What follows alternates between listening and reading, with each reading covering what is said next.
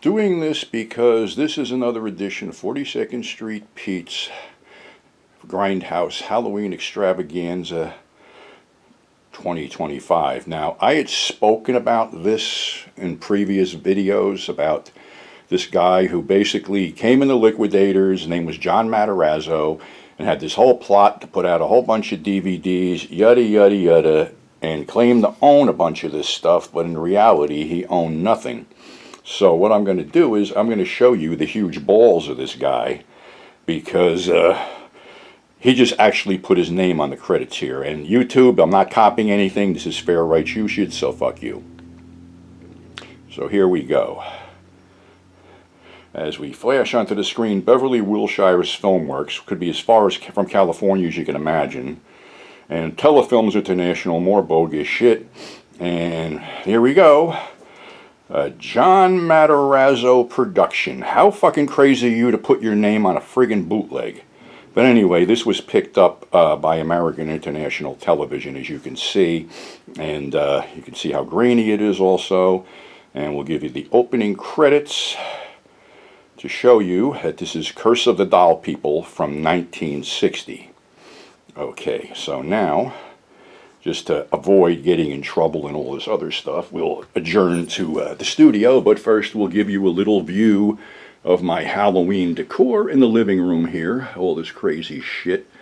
We got the mantelpiece with skulls, pumpkins, and other shit here. And then we have the ghoul hanging up behind the TV. And a plethora of other stuff, artwork and things like that in my living room. So as we go back here, we'll do a quick pan on the Universal Monsters for Halloween, because I got all them little suckers in there too. So as we wander into the studio, here we go, into the studio. And we will basically have a little special guest here as I cue him up. Because, let's see, gotta work this out here. Things are weird, but what the hell. But being that this film is from south of the border, I have decided to invite another character up here. We'll call him La Pedro.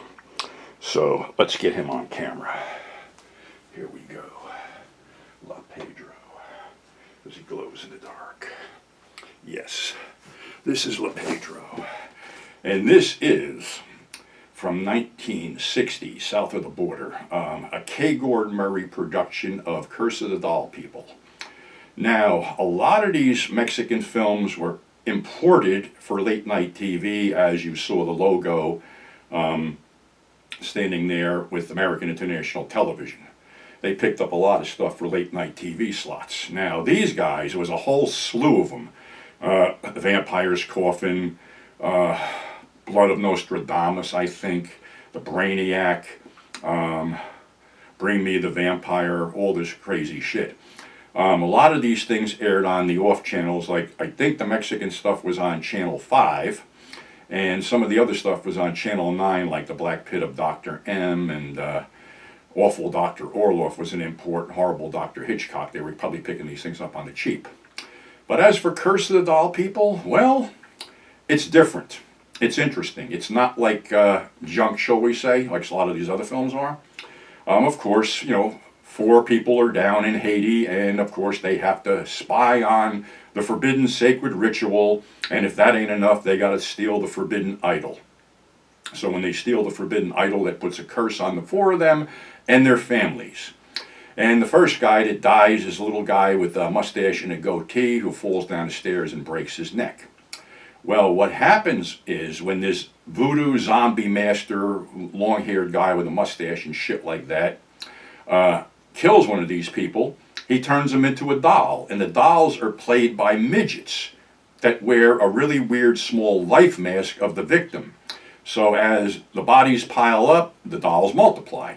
And the dolls are delivered to the victims by this zombie run by, like I said, this weird guy.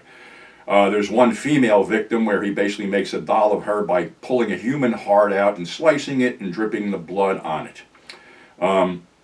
The only one who really figured out what the fuck is going on here is this lady doctor who is told not to look into this guy's eyes because he mesmerizes things. And the whole thing climaxes when they're all brought together to be executed, and these little zombie dolls walk out, except one of them was sort of mistreated and sort of turns on the other ones, and whole place goes up. Is it worth the look? Yeah, if you can find a good copy of it. The one I screened was pretty shitty because of the source material and stuff like that. But like I said, this doesn't play out as, cheesily as some of the other films do.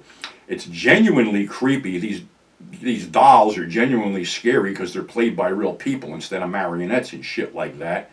And the overall, weirdness of the film is prevalent throughout. So definitely worth a look. Check out Curse of the Doll People. You can find it anywhere. And that's the end of the week. It's Friday, and tomorrow is the No Kings protest, which I'll be going to. And if anybody else is going, please stay safe. Don't fall for any of the fucking bullshit that's going on out there. So until next week, thanks for subscribing. Thanks for tuning in. Above all, stay safe, and we will catch you on the flip side. This is LePedro saying adios, motherfuckers.